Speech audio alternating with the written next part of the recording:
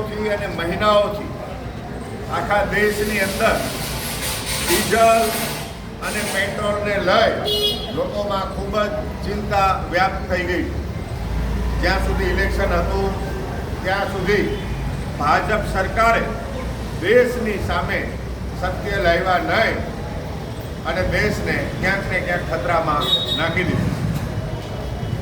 ભારતીય જનતા પાર્ટીની સરકાર, ભાજપ સરકાર ટ્રમ્પ સરકાર સામે જાણે કે ઝૂકી ગઈ છે. એને પૂછ્યા વિના એક પણ ડગલું ભરી શકતી નથી એવી પરિસ્થિતિ આજે દેશમાં પેદા થઈ.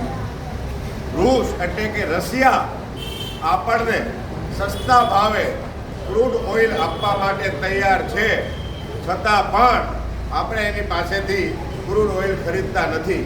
આની પાછળનું કારણ શું છે? ટ્રમ્પે આપેલું દબાણ આનું કારણ છે. અમેરિકાની સામે આટલો ઝુકાવ આ દેશે પહેલી વખત જોયો છે.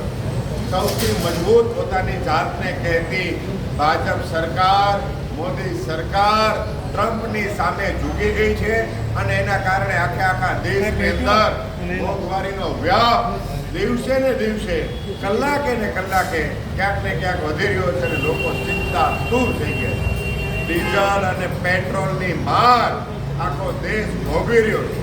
દેશને સરકાર દ્વારા, ભાજપ સરકાર દ્વારા એવી સલાહ આપવામાં આવી રહી છે કે તમે ખર્ચા ઓછા કરો, ગાડી ઓછી વાપરો, કારપુલિંગ કરીને ચલાવો અને એના નાટકો પણ ભાજપ સરકારના મંત્રીઓએ શરૂ કર્યા.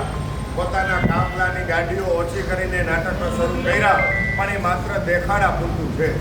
આપણને વિદેશ પ્રવાસે જવાની ના પાડે અને પોતે વિદેશ પ્રવાસે ઉપડી ગયા. આજે દેશ અર્થતંત્રની દ્રષ્ટિએ આર્થિક રીતે પાયમાલ થઈ રહ્યો છે, ત્યારે આમ આદમી પાર્ટી સમગ્ર દેશની અંદર એ માંગ કરી રહી છે, જિલ્લા મુખ્યાલયો પર જઈ જિલ્લા કલેક્ટર સાહેબના માધ્યમથી ગુજરાત રાજ્યના મુખ્યમંત્રીશ્રીને અમે નિવેદન કરીએ છીએ કે આ દેશના ખેડૂતોની હાલત દયનીય છે. આજે ઉનાળામાં ખેડૂતોને ડીઝલ નહીં મળે તો ખરીફ પાકની, ચોમાસાના પાકની તૈયારી એ કેવી રીતે કરી શકે? જે ખેતરની અંદર પાક તૈયાર થઈને ઊભો છે ત્યાં કેનાલનું પાણી પહોંચાડવા માટે પણ આજે ડીઝલની જરૂર છે, પણ એ ડીઝલ એમને મળી રહ્યું નથી. આજે ખેડૂતો આખી રાત બેસી પેટ્રોલ પંપે પોતાને ડીઝલ મળે એની રાહ જોઈને ઊભા